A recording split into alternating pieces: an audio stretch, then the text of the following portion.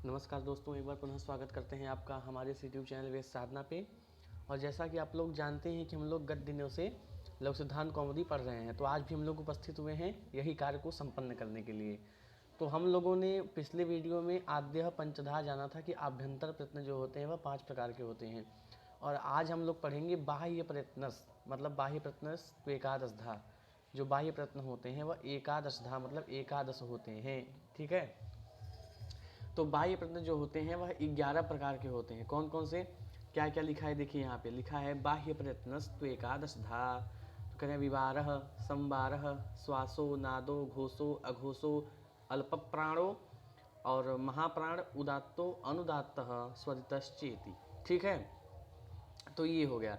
तो अब कह रहे हैं कि जो विवार है, मतलब जो 11 प्रकार के आपको बता रहे हैं, तो ये विवार है 1, संवार है 2, श्वास है 3 और नाद है 4, घोष है 5, अघोष है 6, अल्प प्राण है 7 और महाप्राण है 8, और उदात्त हो गया कितना 9, और अनुदात्त हो गया 10 और स्वरित हो गया 11।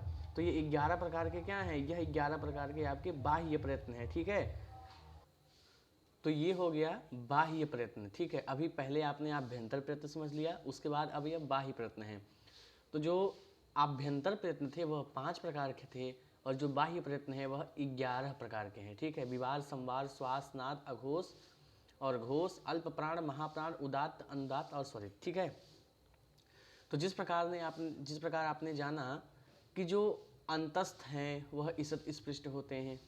ठीक है, जो अंतस्थ हैं वह ईसत स्पृष्ट होते हैं। तो उसी प्रकार अनेक प्रकार के, जैसे देखिए उष्म संज्ञक जो है वह ईसत द्विवृत्त, उनका जो होता है क्या, अभ्यंतर प्रयत्न होता है, और स्वरों का जो अभ्यंतर प्रयत्न होता है वह विवृत होता है। तो इस प्रकार इनका भी प्रयत्न होता है। तो इसका प्रयत्न कैसे होगा, तो देखिए यहाँ पे स्पष्ट स्पष्ट एकदम कह रहे हैं, लेकिन उसको जानने से पहले आप लोग ये जानिए कि विवार किसे कहते हैं। ठीक है, संवार किसे कहते हैं, नाद किसे कहते हैं, घोष किसे कहते हैं, अघोष किसे कहते हैं, अल्प प्राण किसे कहते हैं, महाप्राण किसे कहते हैं, उदात्त किसे कहते हैं, अनुदात्त किसे कहते हैं, स्वरित किसे कहते हैं। तो विवार और संवार किसे कहते हैं, पहले ये सुन लीजिए। जिस वर्ण का उच्चारण करते समय कंठ से करते हैं, ठीक है, जिस वर्ण का उच्चारण कंठ से करते हैं उसे विवार और संवार कहते हैं। ठीक है, श्वास ये क्या है, जिन वर्णों का उच्चारण करते समय श्वास जो है वह आसानी से लिया जा सके उसे श्वास कहते हैं। अभी आपको पता चल जाएगा कि कौन सा वर्ण है जो कि सांस लेते लेते बोल सकते हैं। ठीक है, अभी नीचे भी बताएंगे, देखिए लिखा हुआ है खरो विवारः श्वासाघोषाश्च। तो पहले हम लोग, अब श्वास हो गया, फिर नाद क्या कह रहे हैं, नाद क्या होता है, जिन वर्णों का उच्चारण नाक से होता है, नासिका से होता है उसे नाद कहते हैं। घोष क्या है, जिस वर्ण का उच्चारण करते समय आवाज़ गूंजे उसे घोष कहते हैं। कहते नहीं है कि हमारी इस बात की घोषणा कर दी जाए। तो अब क्या, अघोष क्या है, तो जो सुनाई न दे, ठीक है, उसे अघोष कहते हैं। जो मतलब आप बहुत तेज़ी से कह रहे हैं, जो कि सर्वत्र गूंज रहा है। तो पुराने ज़माने में होता था कि राजा महाराजा लोग जो थे वह घोषणा करवाते थे, और जो घोषणा नहीं है अर्थात जो सुनाई नहीं दे रहा है उसे अघोष कहते हैं। अल्प प्राण क्या है, जिन वर्णों को बोलने में ज़्यादा परिश्रम न करना पड़े उसे अल्प प्राण कहते हैं। महाप्राण में बस उसी का अपोजिट है क्या, कि जिस वर्ण का मतलब उसको बोलते हैं, जैसे किसी वर्ण को बोलते हैं उसमें अत्यधिक वायु का प्रयोग हो रहा है उसे महाप्राण कहते हैं। आपको स्पष्टतः संस्कृत वाक्यों से ही समझ में आ रहा होगा। उदात्त किसे कहते हैं, ऊर्ध्व भाग से बोले जाने वर्णों को उदात्त कहते हैं, और अधोभाग से बोले जाने वर्णों को अनुदात्त कहते हैं, और उदात्त और अनुदात्त के गुणों का मेल जिस स्वर में हो उसे स्वरित कहते हैं। आपको अभी समझ में आ रहा होगा सब। उसके बाद हम लोग कहाँ थे, हम लोगों ने बाह्य प्रयत्न को अच्छी तरह समझ लिया। अब हम लोग कहाँ चल रहे हैं, फिर कह रहे हैं नीचे देखिए, खरो विवाराः श्वासा अघोषाश्च। इसका क्या अर्थ होगा, तो कह रहे हैं खर प्रत्याहार में आने वाले वर्णों का, मैंने आपको प्रत्याहार पहले ही बता दिया है ताकि आप लोग को ये सब समझने में आसानी हो सके। ठीक है, तो कह रहे हैं कि खर प्रत्याहार में आने वाले वर्णों का बाह्य प्रयत्न जो होता है वह क्या होता है, विवार होता है, श्वास होता है और अघोष होता है। क्लियर होगा। अब कह रहे हैं हशः संवारा नादा घोषाश्च। अर्थात हंस प्रत्याहार में आने वाले वर्णों का बाह्य प्रयत्न जो होता है वह संवार नाद घोष होता है। एकदम स्पष्ट लिखा है, हंसः संवारा नादा घोषाश्य। फिर कह रहे हैं वर्गाणाम प्रथम तृतीय पंचमा यश्चाल्प प्राणा का वर्गों के प्रथम तृतीय एवं पंचम वर्ण एवं यण प्रत्याहार में आने वाले वर्ण जो हैं उनका जो बाह्य प्रयत्न होता है वह अल्प प्राण होता है। अब ये देखिए, आपको यहाँ पे थोड़ा सा भ्रांति होगी कि मुझे ये कैसे समझ में कि वर्गों के प्रथम तृतीय और पंचम ये क्या है। तो देखिए यहाँ पर एकदम स्पष्टतः देखिए बनाया गया है वर्णोद्भवस्थान कोष्ठकम। देखिए यहाँ लिखा हुआ है। तो क्या कह रहे हैं, वर्णों के प्रथम, ठीक है, तो प्रथम क्या लेंगे, क लेंगे। फिर वर्णों के प्रथम कहे, फिर क्या कहे, तृतीय, तो क ले लेंगे, ठीक है। उसके बाद यहाँ पर मतलब देखिए तीसरे वर्ण को लेना है। देखिए स्पष्ट लिखा हुआ है यहाँ पर कि इतने का कंठ है, फिर इतने का तालु है, फिर इतने का मूर्धा है, ये सब लिखा हुआ है। तो इसको समझने के लिए अब हमें क्या करना पड़ेगा, अब हम समझेंगे कि यह प्रथम तृतीय और पंचम क्या कह रहे हैं, ठीक है। तो कह रहे हैं, देखिए यहाँ पे क्या लिखा है, सर्वप्रथम देखिए पहले लिखा है क मतलब कवर्ग, च मतलब चवर्ग, ट मतलब टवर्ग, त मतलब तवर्ग, प मतलब पवर्ग और म मतलब, ये देखिए यहाँ पे इतने वर्ग लिख दिए गए हैं। तो अब प्रथम तृतीय और पंचम की बात आई तो क्या करना है, देखिए कवर्ग में देखिए स्पष्टतः आपको दिख रहा होगा, क ले लेंगे पहले, प्रथम कहे तो पहले क, फिर ख को नहीं लेंगे, फिर क्या लेंगे, ग लेंगे। प्रथम तृतीय पंचम, तो पंचम में क्या है, ङ है, तो फिर क्या लेंगे, क लेंगे, ग लेंगे और ङ लेंगे। तो ये हो गए क्या, प्रथम तृतीय पंचम एवं यण प्रत्याहार में आने वाले जो वर्ण हैं उनका क्या प्रयत्न होता है, बाह्य प्रयत्न, अल्प प्राण प्रयत्न होता है, ठीक है। उसी प्रकार कह रहे हैं वर्गाणाम द्वितीय चतुर्थौ शलश्च महाप्राणः, कहा वर्ण के द्वितीय चतुर्थ एवं शल प्रत्याहार। वर्ण में द्वितीय क्या है, द्वितीय क्या है, ख है, फिर क्या है, चतुर्थ क्या है, चतुर्थ है घ, ठीक है। फिर शल प्रत्याहार में आने वाले जो वर्ण हैं उनका बाह्य प्रयत्न जो होता है वह महाप्राण होता है। फिर कह रहे हैं कादयो मावसाना स्पर्शाहा, कह रहे हैं क से लेकर म पर्यंत वर्णों को स्पर्श संज्ञक कहते हैं, स्पर्श संज्ञक कहते हैं, ठीक है। यड़ोन्तः स्था, फिर कह रहे हैं, मैंने आपको पहले बता दिया था ये सब देखिए बहुत कठिन चीज़ नहीं है। यड़ोन्तः स्था अर्थात यण प्रत्याहार में आने वाले जो वर्ण हैं वह अंतस्थ कहते हैं उन्हें। शल उष्माणः, शल प्रत्याहार में आने वाले जो वर्ण हैं उन्हें क्या कहते हैं, उष्म संज्ञक कहते हैं, ठीक है। फिर अचह स्वराहा, कहा अच प्रत्याहार में आने वाले वर्णों को हम क्या कहते हैं, स्वर कहते हैं, वोवेल कहते हैं, या तो कहिए अच कहते हैं, ठीक है। अच और स्वर और वोवेल सब एक ही है, तीनों चीज़, ठीक है। फिर कह रहे हैं अह क अह ख, ठीक है। अह क अह ख इति कखाभ्याम, देखिए इसमें तो एकदम सही लिखा है मुझे लग रहा है, और जो पुस्तकें होती हैं उसमें थोड़ा गलत लिखा रहता है, जो यहाँ पे चिन्ह लगा हुआ है वो थोड़ा सा गलत रहता है, लेकिन इसमें मुझे सही दिख रहा है तो सही ही है ये, ठीक है। तो कह रहे हैं अह क अह ख इति कखाभ्याम प्रागर्ध विसर्ग सदृशो जिह्वा मूलीयः, कहा इन वर्णों के पूर्व में जो आधे विसर्ग के समान जो लगा हुआ है ना, दिख रहा है आपको, ये देखिए ये जो आधे विसर्ग के समान जो लगा हुआ दिख रहा है वह क्या है, उसे जिह्वा मूली कहते हैं। क्या कहते हैं, जिह्वा मूलीय कहते हैं, ठीक है। फिर क्या है, अह प अह फ, ठीक है, अह प अह फ इति पफाभ्याम प्रागर्ध सदृशो उपदमानीयः, ठीक है। तो अब कह रहे हैं कि इन वर्णों के जो पूर्व में आधे जो वर्ण के समान लगे हुए हैं वो क्या हैं, कहा वो क्या है, देखिए आधे विसर्ग के समान जो लगा हुआ है उसे उपदमानीय कहते हैं। देखिए स्पष्ट लिखा है अह प अह फ यदि पफाभ्याम प्रागर्ध विसर्ग सदृश उपदमानीय, इन्हें उपदमानीय कहते हैं। फिर अंग अह इत्यचः परा अनुस्वार विसर्गौ, कहा ये दोनों जो अच हैं, ये दोनों जो क्या हैं, अच हैं, और अच में जो अनुस्वार और विसर्ग से बनते हैं, ये दोनों अच जो हैं ये दोनों अच में अनुस्वार और विसर्ग से बनते हैं, ये दोनों अच, ये पृथक अच नहीं है, ठीक है।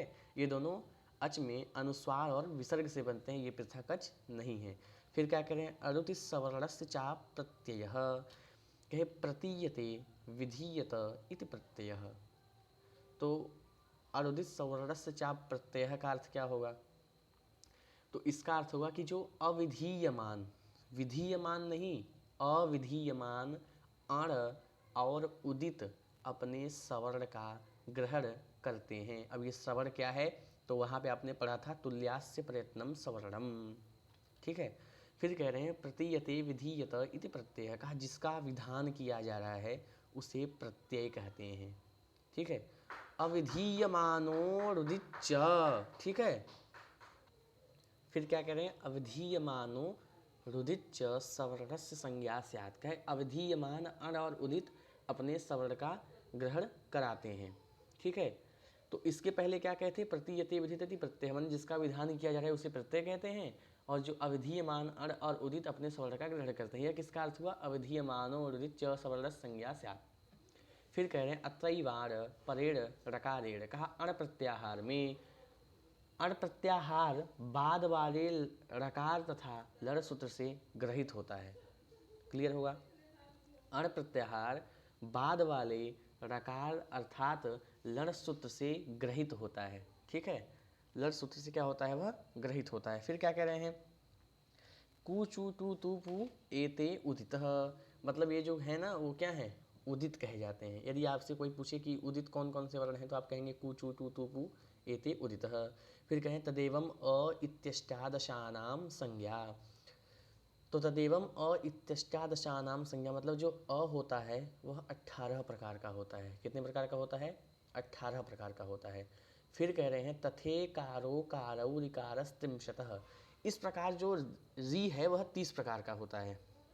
कितने प्रकार का हो गया री? 30 प्रकार का। कहें अरे अभी आपने तो पीछे कहा था कि अ ई उ री एशाम वर्णानाम प्रत्येक अष्टादश भेदाः, फिर यहाँ पर ऋकारस त्रिंशतः कैसे हो गया?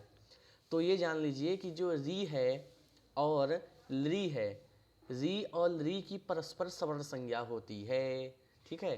री और ली की परस्पर सवर्ण संज्ञा होती है। तो कहेंगे तो मुझे पता ही नहीं था। कैसे पता नहीं था? वहाँ पे लिखा हुआ था री ली वर्णयोर्मिथः सावर्ण्यम वाच्यम, ठीक है। तो ये 30 प्रकार का कैसे हुआ? तो सर्वप्रथम जानिए कि 18 प्रकार का क्या हो गया? 18 प्रकार का हो गया आपका जो री है वह 18 प्रकार का हो गया, ठीक है। और जो आपका ली है वह कह रहे हैं कि ली वर्णस्य द्वादशतस्य, तो जो ली है वह द्वादश माने 12 प्रकार का होता है, ठीक है। तो ली जो है वह कितने प्रकार का हुआ? 12 प्रकार का। और जो री है वह 30 प्रकार का हुआ, ठीक है। री 30 प्रकार का है। कैसे 30 प्रकार का है? क्योंकि उसमें 18 क्या हैं? 18 तो री के ही हैं और 12 उसमें क्या जुड़ गया है? 12 उसमें ली का जुड़ गया है। तो देखिए 18 ये हो गए और 12 ये हो गए, तो 2 इधर ले लेंगे 20 और उधर सीधे सीधे 10 कर देंगे 30, तो क्या हो गए? ऋकारस त्रिंशतः। समझ में आ रहा होगा आप लोग को। एवं ऋकारोपि, इसी प्रकार ली भी 30 प्रकार का हो जाएगा। कैसे? ली तो 12 प्रकार का ये है और उसमें जो री है उसका भी ले लेंगे 18, तो 12 और 18 30 हो जाएगा, ठीक है। फिर कह रहे हैं एचो द्वादशानाम, तो कह रहे हैं एच प्रत्याहार में आने वाले जो वर्ण हैं वह 12 प्रकार के होते हैं, ठीक है। एच प्रत्याहार में आने वाले वर्ण जो हैं वह 12 प्रकार के होते हैं। एच प्रत्याहार में जितने एच, ठीक है, ए ओ आई औ, ये जितने हैं क्या हैं? सब 12 प्रकार के होते हैं। फिर कह रहे हैं अनुनासिका अनुनासिक भेदेन यवलादिधा, कहा अनुनासिक और अननुनासिक। मैंने आपको अनुनासिक बताया था पिछले वीडियो में, आप लोग नहीं देखे हैं तो उसको देख लीजिए। अनुनासिक और अननुनासिक के भेद से य व र ल 2-2 प्रकार के होते हैं। कितने प्रकार के होते हैं? 2-2 प्रकार के। कैसे? अनुनासिक और अननुनासिक, ठीक है। फिर कह रहे हैं तेनानुनासिकास्ते द्वयो संज्ञाः, मतलब कह रहे हैं इसलिए अनुनासिक जो होता है वह य व र ल की 2-2 संज्ञा होती है, ठीक है। इसलिए अनुनासिक य व र ल की 2-2 संज्ञा होती है। कौन कौन सी होती है? मैंने आपको बताया, अनुनासिक और अननुनासिक, ठीक है। फिर कह रहे हैं प्रहसन्निकर्षः संहिता, तो कह रहे हैं वर्णानाम अतिसहितः सन्निधि संहिता संज्ञा स्यात्, कहा वर्णों की अत्यंत समीपता को संहिता संज्ञा करते हैं। जैसे विद्याधन आलय विद्यालय, ठीक है। तो ये क्या? अत्यंत समीपता है, बहुत समीपता है। तो वर्णों की जो समीपता है उसे एक तरह से माने तो ये कह सकते हैं कि वर्णों के उत्तम जो समीपता है ना उसी को संहिता संज्ञा करते हैं। और कह रहे हलोनंतरा संयोग, हलो अनंतरा संयोग का अजभी रव्य वहिता हलह संयोग संज्ञा से ऊ। कह रहे हैं दो हलों के बीच में, ठीक है, दो हलों के बीच में किसी अच का व्यवधान न हो उसकी संयोग संज्ञा होती है। दो हलों के बीच में, हल मैंने आपको बताया था कि अच प्रत्याहार को छोड़कर बाकी जितने हैं सब क्या हैं, वह हल हैं, कॉन्सोनेंट हैं, ठीक है।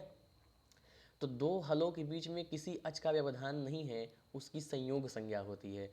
फिर कह रहे हैं सुप्तिगंतम पदम, क्लियर है, ये अंतिम सूत्र है संज्ञा प्रकरण का। तो कह रहे हैं सुप्तिगंतम पदम, अर्थात जो सुबंत हैं और जो तिगंत हैं उनकी पद संज्ञा हो। तो ये सुबंत क्या है, तो अभी आप लोग यदि पढ़ते रहे, लगातार हम लोग यदि पढ़ते रहे तो अजंत पुल्लिंग में वहाँ पे आएगा सुवौजस, औचस, टाभ्याम भिस, ङेभ्याम भ्यस, ङसिभ्याम भ्यस, ङस ओस आम, और इस प्रकार जो हैं वह क्या हैं, यह सुबंत हैं। इसको आप लोग यदि देखना चाहें तो देख सकते हैं, यह क्या होते हैं, यह सुबंत होते हैं। मैंने पूरा नहीं बोला है तो वीडियो काफ़ी लंबा हो रहा है।